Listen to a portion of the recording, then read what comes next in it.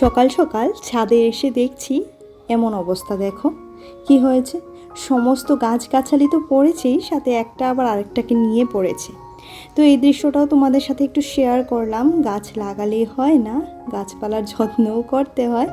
এবার কোনো রকম কষ্ট করে এগুলাকে তুলবো, যদি না পারি আর বড় বড় বাক্সগুলো অনেক বড় বড়, তো যদি না পারি মিঠির পাপাকে ডাকবো। তো দেখো এদিকে এবার ফুল তুলতে চলে এলাম, ওইগুলা তুলে হাত পা ধুয়ে, কারণ কাদা মাটি পুরো একদম ভর্তি হয়েছিল। তো সমস্ত মাটিগুলো যেগুলো ছাদে পড়েছে সেগুলি আবার তুলে দিলাম, তুলে তারপর এদিকে ফুল তুলতে চলে এলাম। তো কেমন আছো সবাই? আশা করছি তোমরা সবাই ভালো আছো, আর আমরাও না বেশ ভালো আছি। আমার আরও একটি নতুন ব্লগে আবারও তোমাদেরকে স্বাগত জানাচ্ছি। আর আজকে কি বার বলো তো? আজকে হচ্ছে মঙ্গলবার, আর এখন ঘড়িতে বাজে সকাল 7টা। 7টার সাথে সাথেই আমার কিন্তু স্নান শেষ, এবার পুজো করার পালা। আর চারিদিকে কালো হয়ে মেঘ হয়েছে। গতকাল রাত্রে তো একদম তুফানি চলে এসেছিলো জানো তো। আর এদিকে দেখো আমি ফুল টুল তুলে এবার যাচ্ছি পুজো দিতে। আর এদিকে জামা কাপড়গুলো শুকাবে কি না তার তো ঠিক নেই, শুকোলে শুকাবে, না হলে ওই ছাদের নিচে নিয়ে রাখবো, সারাদিনে টেনে যাবে। আসলে কি বলো তো, বৃষ্টি হচ্ছে ঠিক, কিন্তু সেরকম না ঠান্ডা লাগছে না। ভেতর থেকে মনে হচ্ছে একটা গরম বেরিয়ে আসছে, একদম ভ্যাপসানো একটা গরম, না সেরকম একটা গরম আসছে। আর এদিকে আমার চা খাওয়া হয়ে গেছে, যথারীতি রান্নাটাও বসিয়ে দিলাম। এবার রান্নাটা কি করব বলো তো, আজকে নারকেল দিয়ে পটল রান্না করব। তো সেটার জন্য কড়াইতে দিয়েছিলাম 5 ফোড়ন, সাথে শুকনো লঙ্কা, তেজপাতা আর একটুখানি না ওই এলাচটাকে থেতো করে দিয়েছিলাম। আর তার মধ্যে মশলাটা দিয়েছিলাম, শুধু ছিল জিরে আর নারকেল বাটা, আর একটুখানি লঙ্কা দিয়েছিলাম, কাঁচা লঙ্কা বাটা। আর এই মশলাটা কষে আসার পর দিয়েছিলাম সেদ্ধ করে চটকে রাখা আলুটা, তার মধ্যেই দিয়েছিলাম পটলগুলো। এই যে দেখো তরকারিটা রেডি হয়ে গেছে। আর কেমন হয়েছে অবশ্যই করে জানিও। তোমরা তো আর টেস্টটা নিতে পারবে না, টেস্টটা কিন্তু অসাধারণ হয়েছিল জানো তো। আমি ফার্স্ট টাইম ট্রাই করলাম, তাই তোমাদেরকে বলছি। আর এদিকে মেয়ে আসার পর ওকে গ্লুকোজ গুলে দিলাম। আর দেখো বাজারের ব্যাগ এমনিতেই পড়ে আছে, আর হাজব্যান্ড নিয়ে এসেছিলো ছোটো মাছ, সেগুলোকে কাটলাম। তারপর লঙ্কা ফঙ্কা এরকমভাবেই পড়ে আছে, সবগুলিকে বাছতে হবে। এদিকে রান্নার পর রান্নার গ্যাসের অবস্থা, মানে আজকে না আমার নাজেহাল অবস্থা জানো তো। আর ওই যে এতক্ষণ সময় ক্যামেরা বন্ধ ছিল, আমি কিন্তু বেশ খানিকটা রান্নাটাও সামলে নিয়েছিলাম। আজকে বেশ খানিকটা রান্নাও করেছি, একটু একটু করে না কি করে জানি এতটা রান্না হয়ে গেল সেটাই বুঝলাম না। তারপর বাজারে ব্যাগটা ধরে তো মাথাটা গরম হয়ে গেছে। এই মুহূর্তে লাল শাকটা যদি বেছে না রাখতে পারি তাহলে সমস্যা হয়ে যাবে। কি বলো তো, বৃষ্টির দিনে শাক তো সেটা পচে যাবে, ওই আনতে আনতেই না কয়েকটা পচে গেছে জানো তো। আর এদিকে ওই যে শাকগুলো এবার বাছবো। আর এই যে পুঁই শাক, সেটাকে ছোট ছোট করে কেটে তারপর রাখবো, নাহলে তো ফ্রিজে এত বড় বড় জায়গা করতে পারবো না, দেখতেও ভালো লাগবে না। আর শাকের এরকম মুঠি ধরে জাস্ট কেটে নিচ্ছি। রান্নার সময় একটু ধুয়ে যখন বাছবো তখন ঘাস পাতাগুলি ফেলে দিলেই হবে, যতটুকু যা এখন হাতের সামনে পড়ছে সেটা কিন্তু ফেলে দিচ্ছি। এই যে দেখো ঘাস দেখা যাচ্ছে, সেটা ফেলে দিচ্ছি। আর যেটা বাকিটা থাকবে সেটা যখন রান্না করব তখনই ফেলবো। এবার আবর্জনাগুলো নিয়ে সমস্ত কিছু নিচে ফেলে আসতে হবে। এরপর তো গ্যাসটা মোছা আছেই। আর দেখো কি পরিমাণে রোদ উঠেছে, একটু আগে এত বৃষ্টি দিচ্ছিল, আবার এখন উঠেছে রোদ। আর এদিকে দেখো গ্যাসটা মুছে নিচ্ছি, যথারীতি গ্যাসটার সাথে সাথে গ্যাসের আশেপাশের জায়গাটাও মুছে নিচ্ছি। আর যেহেতু আজকে বাড়িতে মানে আজকে রান্নাঘরে মাছ অনেকগুলো আনা হয়েছে, ছোট মাছ, তারপর মাছের তেল পটকায়, আর এইসবের গন্ধে না আমার ভেতর থেকে সব বেরিয়ে আসছিল জানো তো। যতক্ষণ না রান্নাঘরটা খুব সুন্দর করে পরিষ্কার করব ততক্ষণ শান্তি পাবো না।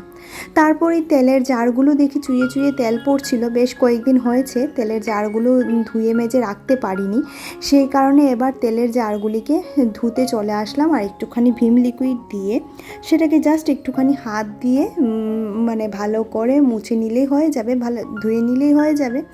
আর দুখানা তেলের কৌটোটাই এভাবে করে নেব। আর এদিকে মিঠি এসে বলছিল, মিঠিকে ডেকে আনছিলাম যে বাবা স্নানে যা, অনেকটা বেলা হয়ে গেল, স্নানে যা, তোর আবার ম্যাথ ক্লাস আছে। তো এই করে করেই দেখো সারাটা দিন কেটে যায় জানো তো, এই কাজগুলি না করলেই না হয় এমন অবস্থা। আর এদিকেও বেশ কিছুটা দিন ধরে এদিকটা মোছা হয় না, যদিও বা এদিকে তেল চিটচিটে সেরকম হয় না, তারপরেও দুদিন পর পর এগুলো মুছে নেওয়াটা কিন্তু আমাদের দরকার, তাই না? তার জন্য একটু একটু করে মুছে নেওয়ার চেষ্টাটা করি, প্রতিদিনই প্রায় করি, কিন্তু বেশ কিছুদিন ধরে করা হচ্ছিল না, একটু ব্যস্তই আছি বলতে গেলে। আর এই ব্যস্ততার কারণ হচ্ছে মিঠিমার এক্সামটা যেহেতু হয়নি বন্যার কারণে, সেই কারণে ওর স্কুল থেকে কিছু কিছু অ্যাসেসমেন্ট দিয়েছিল, সেগুলোকে ওকে কমপ্লিট করে দিতে হচ্ছে। তারপর ও যেটা পারছে না সেটা আবার ওকে বুঝিয়ে দিতে হচ্ছে। তো সেই কারণে একটু দেরি তো হচ্ছে। তারপর স্কুল থেকে সমস্ত নোটসগুলো দিচ্ছে যেগুলো ফাইনালে আসবে। ওদের তো পুজোর পরেই ফাইনাল, তার জন্য একটু তো মানে চাপে আছি বলতে গেলে, তাই না? শুধু যদি সংসারের কাজ, বাড়ির কাজ আর ইউটিউব করি আর আমার বাচ্চাই যদি মানুষ করতে না পারি, তাহলে দিনের শেষে গিয়ে দেখবো জীবনে কিছুই করতে পারিনি। নিজের জীবন তো ছেড়েই দিলাম, নিজে তো পড়াশোনা করেও এখনও অবধি কোনো দিক করতে পারিনি। বলতে গেলে মেয়ের জন্যই কিছু করতে পারিনি, মেয়ের দিকে তাকিয়েই কিছু করার সাহস পাই না। কারণ মেয়ে সন্তান তো একা কার কাছে রেখে যাব বলো? ঘরে ওর পাপা আর আমি ছাড়া তো কেউই নেই, আর পাপাও তো সব দিন বাড়িতে থাকে না। সেই কারণে না আমি ওই সাহসটা করি না যে মেয়েকে একা ফেলে রেখে আমি চাকরি বাকরিতে বেরিয়ে যাব। কারণ খাওয়ার সংস্থান তো আছে, সেটা অল্প হোক বেশি হোক সেটা আছে, কিন্তু যদি মেয়েটার কিছু হয়ে যায় তাহলে আমি নিজেকে নিজে আর কখনোই ক্ষমা করতে পারবো না। তো সেই কারণে না আমি আর ওই সাহসটা করিনি। পড়াশুনো যতটুকু করেছি সেটা মেয়ের পেছনেই লাগিয়ে দিচ্ছি, মেয়ের জন্যই লাগিয়ে দিচ্ছি বলতে গেলে। আর এদিকে দেখো তোমার বেসিনটাও ভালো করে পরিষ্কার করে নিয়েছি, কারণ এই মুহূর্তে বেসিনটা পরিষ্কার করতে না পারলে আমার না ভীষণ মানে নাকে গন্ধ লাগছিল মাছের তেল পটকার। এই যে ফিনাইল দিয়ে ঘরটাও মুছে নেব, সাদা ফিনাইল দিয়ে মুছে নেব। আর এটা দিয়ে না যতক্ষণ না মুছবো আর যতক্ষণ না জানালা ফানালা খুলে ভালো করে মানে একদম দরজা ফরজা খুলে দেব, যতক্ষণ না রান্নাঘর থেকে এই গন্ধ বেরোবে ততক্ষণ আমি খেতে পারবো না, জানো তো। আর ওই যে টেবিলে রেখেছিলাম কাঁচা লঙ্কাগুলো, সেগুলোও ধুয়ে রাখবো, ধুয়ে একদম ফ্রিজে রেখে দেবো। আর এদিকে জামা কাপড় তুলতে চলে এলাম। এই মুহূর্তে আকাশটা দেখো কি পরিষ্কার, একদম প্লেনটাও দেখা যাচ্ছে। আর প্লেন দেখলে না আমি একটুখানি বলতে গেলে একটুখানি ছেলে মানুষই হয়ে যায়, জানো তো। কারণ জীবনে এখনও অবধি প্লেন চলার সৌভাগ্য আমার হয়নি, কখন হবে সেটা আদৌ জীবনে হবে কি না সেটাও জানি না। তার কারণে প্লেন দেখলে আমার একটু ওই বাচ্চাদের মতো হয়ে যায়। আর এই মুহূর্তে কিন্তু আমি একদম হাত পা ধুয়ে জামা কাপড় ছেড়ে এসেছি, কারণ যা নোংরা কাজ করেছি আজকে রান্নাঘরে, এই মুহূর্তে যদি জামা কাপড়টা না ছাড়ি আমাকে নিজেকেই নিজের নোংরা লাগছিল, জানো তো। আর আমি কার সাথে কথা বলছি তোমরা কি গেস করতে পারছো? ক্যামেরার পেছনে দাঁড়িয়ে আছে মিঠিমা। যখনই আমি এখান থেকে সরব টুক করে ক্যামেরাটা বন্ধ করবে, সেই কারণে। তো একই সাথে জামা কাপড়গুলো ভাঁজ করে এবার রেখে দিতে চলে এলাম আলনাতে। আর আলনাতে এবার জামা কাপড়গুলো রেখে দেবো, আমারগুলো, হাজব্যান্ডেরগুলো আর মিঠিরগুলো তো ঘরেই থাকে। আর দুখানা ছিল একটুখানি ভিজা, সেগুলোকে এখানেই মেলে দেবো। আর উপরে যাব না এই মুহূর্তে, আর ইচ্ছে করছিল না। আর এই দিক দিয়ে কিছুটা ভিজা জামা কাপড় হাজব্যান্ড দিয়েছিল, যেগুলি থেকে জল পড়ে সেগুলি তো আর সিঁড়িতে দেওয়া যায় না, কখন কে পড়ে যায়, বা আমিই পড়তে পারি বা মিঠি পড়তে পারে, সেই কারণে এই ভিজাগুলো এই সাইডেই দিই, একটা নেতা দিয়ে রাখি নিচে, তাহলেই হয়ে যায়। আর এদিকে একটুখানি ঘরটা আজকে ঝাড়াঝাড়ি করে নিচ্ছি। আর আজকে না ভীষণ পরিশ্রম হয়ে গেছে, জানো তো। যেদিন বাজার আসে, আর এই উল্টাপাল্টা বাজার যেদিন আসে না, সেদিন মাথাটার সাথে সাথে না আমার মাথাটা এত গরম হয়ে যায়, সেদিন একদম চুপ করে শুধু কাজই করতে থাকি। আর রাগ হলে না আমার কারোর সাথে কথা বলতে ইচ্ছে করে না। মিঠির পাপা ওই মুহূর্তে ঘরে বসে আছে, বাট ওর সাথে একটা কথাও বলছিলাম না, কারণ ভীষণ রাগ হচ্ছিল আমার। একদম কি বলবো জানো তো, এই যে শাক, ছোটো মাছ এগুলো বেছে কুল করতে পারি না গো। তারপর তোমাদের সাথে ভিডিও আজকে শেয়ার করা হয়নি, সেটাও এডিট করব, তারপর তো শেয়ার করব। আগে মেয়ের বই খাতাগুলি বের করি, দেখি সে কি করেছে, তাকে স্কুল থেকে কি দিয়েছে সেগুলো দেখতে হবে, তাকে জিজ্ঞাসা করতে হবে তারপর তো। আর এদিকে এত কাজের মাঝখানে কারেন্ট আবার চলে গেছিলো, জানো তো। সেটা আবার একটু পরেই চলে এসেছে। কারেন্ট যা বিরক্তি করছে কি বলবো। আজকে মনে হচ্ছে না আমি টাইমে ভিডিও দিতে পারবো। আর টাইমে ভিডিও না দিতে পারলে না ভীষণ বিরক্তিকর একটা পরিস্থিতি মনে হয় আমার কাছে। মনে হয় টাইমে যদি ভিডিও না দিতে পারি একদমই ভালো লাগে না। তাই চেষ্টা করি টাইমে দেওয়ার, কিন্তু প্রতিদিন না আর হয়ে ওঠে না। ওই যে বললাম একটা টাইমে পরে সবাই আমাকেই দুষবে, আর আমি নিজেকে নিজে ক্ষমা করতে পারবো না যদি মিঠির পড়াশোনার দিকে একটু নড়বড় হয়। তো সমস্ত কিছু রেডি করে না দিলে বাচ্চা পড়বেই বা কী করে বলো, তাই না? আর এখন যেহেতু ম্যাম সমস্ত কিছু নোটস একদম মোবাইলেই দিয়ে দেয়, তো সেই কারণে মোবাইল তো আর ওকে দেওয়া যায় না। এতটুকু ছোট্ট বাচ্চা মোবাইল থেকে তুলতে তুলতে চোখে প্রেশার পড়তে পারে। তো সেই কারণে আমি পড়াগুলি রেডি করে দিই, ও জাস্ট শিখে ম্যামের কাছে নিয়ে আবার দিয়ে দেয়।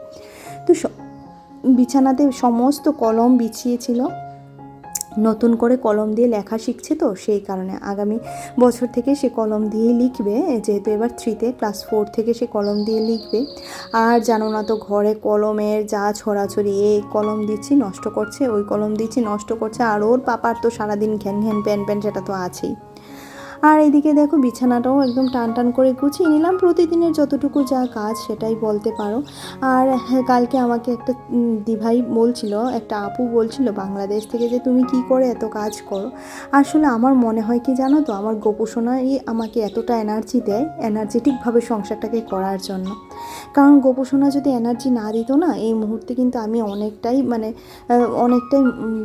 পরিশ্রান্ত হয়ে পড়তাম। যখনই গোপোষণার দিকে তাকাই তখন মনে হয় যে উনি তো পৃথিবীর সমস্ত লোকের ভার নিয়ে বসে আছেন, ওনারও তো কত কাজ, ওনারও তো কত দায়িত্ব। যদি উনি হাসি মুখে থাকতে পারেন তাহলে আমরা কেন পারবো না, তাই না? সেই কারণে নিজের কাজ যতটুকু কাজ নিজের ততটুকু গুছিয়ে করা, ভালো থাকা, সেটাই হচ্ছে সবচেয়ে বড় কথা।